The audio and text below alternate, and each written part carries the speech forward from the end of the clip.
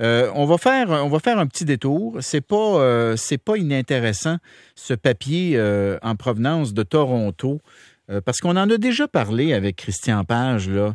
Les histoires de rituels où des animaux sont mutilés, sont tués. Souvent, c'est associé à des phénomènes religieux, à des sectes religieuses de ce genre-là. Alors là, ce qui se passe, c'est que la police de Toronto est entrée dans un quartier et puis là, ils se sont mis à trouver des chats morts et des chats morts mutilés à un point tel que là, ils ont dit, écoutez, ça ressemble pas à des chats, par exemple, qui auraient été attaqués par un renard ou un coyote. Il semble bien que ce soit des humains qui aient mutilé ces chats. Et donc, on va se tourner vers Christian Page, notre enquêteur du paranormal, dis-je, notre spécialiste des théories du complot. Bonjour, Christian. Salut, Bernard. Bon, qu'est-ce que c'est que c'est cette espèce de fascination morbide avec les animaux qu'on mutile, qu'on démembre, qu'on tue? Ouais, je dois t'avouer que tu as un intervenant qui est peu objectif parce que je trouve, moi, que tuer des animaux ou martyriser des animaux, c'est tout à fait épouvantable. Hein? Ça fait partie pour moi des crimes là, très élevés sur ma liste. T'sais. Et effectivement, quand on lit, je suis un grand amoureux des chats et quand on lit un truc comme celui-là, j'ai toujours un peu des frissons. Et comme tu le dis, donc, c'est la police de York, hein, York c'est une banlieue de Toronto, qui dit avoir trouvé au cours des dernières semaines 4 chats mutilés, dont 3 retrouvés sur un terrain de jeu, en fait un espace qui est consacré au baseball dans la ville de Vaughan. C'était le 19 mai dernier. Et comme tu l'as si bien mentionné, ces animaux, ces chats présentent des blessures qui montrent très clairement qu'ils n'ont pas été tués par des prédateurs, mais qu'il y a eu intervention humaine. Et c'est pas la première fois dans le secteur qu'on fait cette macabre découverte. En 2013, 6 têtes de chats décapitées avaient été retrouvées dans la circonscription justement de York-Simcoe durant une période de 1 mois seulement. Et puis en 2016, sur une période de 11 mois, 17 animaux mutilés ont été retrouvés dans le même secteur. Et là, on avait des chats, on avait des coyotes, on avait même un lapin. Et dans ces cas-là, les animaux avaient été mutilés, mais avaient été également disposés d'une manière, sans que les policiers donnent trop de détails, mais de manière plus ou moins ritualistique. Bon. Alors évidemment, on peut se poser la question, bon, qui fait ça? Généralement, c'est pas la première fois qu'on mutile des animaux, on en trouve malheureusement trop souvent. Et quand les policiers mettent le grappin sur les auteurs, c'est souvent de jeunes adolescents qui ont une espèce de fascination pour le morbide et puis qui ont décidé de faire des trucs semblables. Heureusement, ça ne va généralement pas plus loin. Hein, mais ça va déjà assez loin. Perds pas ton idée, Christian, parce que honnêtement, faut qu'il y ait quelque chose qui roule pas rond dans ta tête pour que tu trouves plaisir à prendre un chat ou un chien ou un animal, peu importe, et à le décapiter, puis à planter sa tête sur un poteau ou je ne sais trop. Je veux dire, c'est pas normal, là, tu sais. Voilà, j'allais poursuivre justement avec cette idée-là parce que heureusement, généralement, ça va pas plus loin. Ils sont des jeunes, ils ont passé une soirée, ils ont fumé un peu de marijuana, ils ont bu, ils ont décidé, de se faire un truc un peu macabre. T'as quelques jeunes là-dedans également qui vont se retrouver dans des espèces de rituels mystico-satanique, mais ça ne va pas plus loin. Hein. On a mutilé un chat, on a renversé quelques pierres tombales dans un cimetière et ça s'arrête là. Malheureusement, on le sait depuis les années 70 avec le profiling que le FBI fait sur les tueurs en série. Malheureusement, l'une des caractéristiques que l'on retrouve à peu près à la base de tous les tueurs en série, c'est cette fascination pour le morbide dès la plus jeune enfance et surtout le fait de torturer ou de décapiter, mutiler des animaux.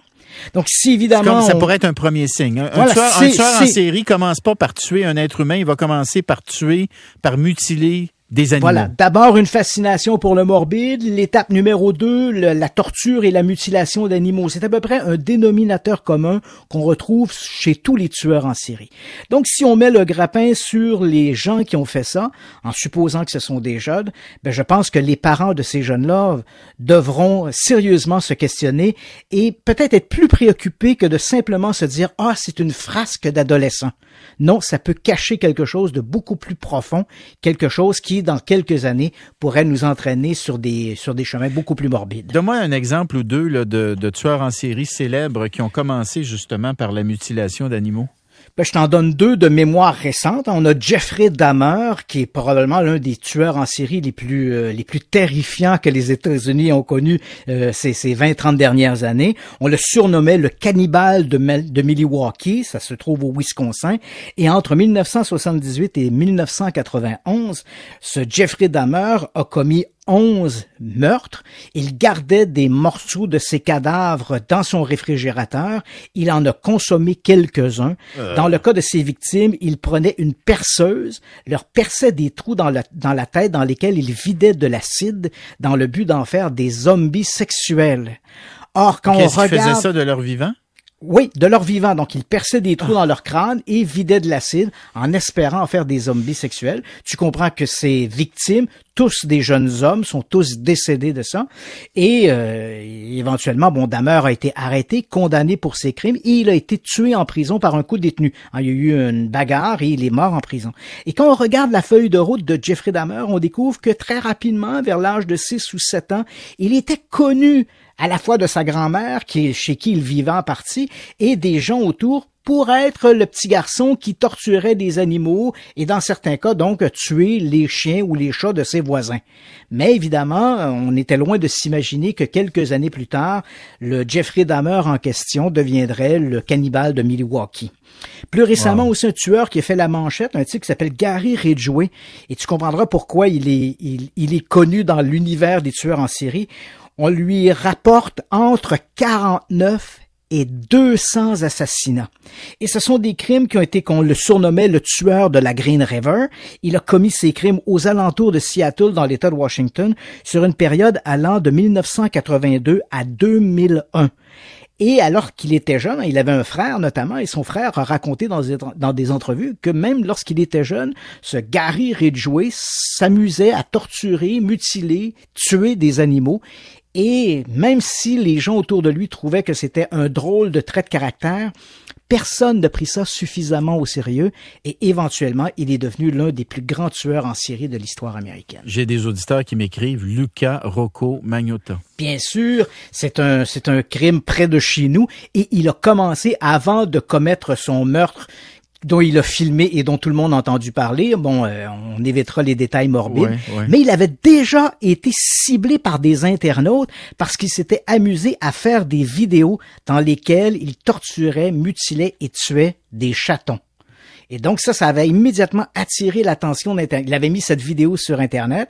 Des gens, un peu comme toi, comme moi, on a vu ça et ont été préoccupés par cette violence gratuite et avaient déjà informé les autorités qui, malheureusement, au départ, n'ont pas pris ça trop au sérieux. Mais c'est ça que j'allais dire. Christian, si on doit tirer une leçon de tout ça, c'est que si on a connaissance que quelque chose comme ça se fait près de nous, on peut penser que c'est un jeu, on peut trouver l'adolescent un peu débile, mais il faut pas niaiser avec ça, là. C'est ça la leçon, là. Malheureusement, c'est ça. Il y a trop l'histoire est remplie d'événements ou d'incidents où des jeunes ont mutilé des animaux pour quelques années plus tard tuer des êtres humains. Donc, il faut effectivement réagir promptement si quelqu'un dans votre entourage a ce morbide trait de caractère. Christian Page, notre spécialiste de tous ces phénomènes bizarres. On est quand même content que tu sois là pour... Ah, merci, c'est rassurant. Non, mais tu sais, je veux dire... merci, Christian. Okay. Ça fait plaisir. À la prochaine. Oui, je suis un petit peu distrait parce que là, on vient tout juste de me confirmer...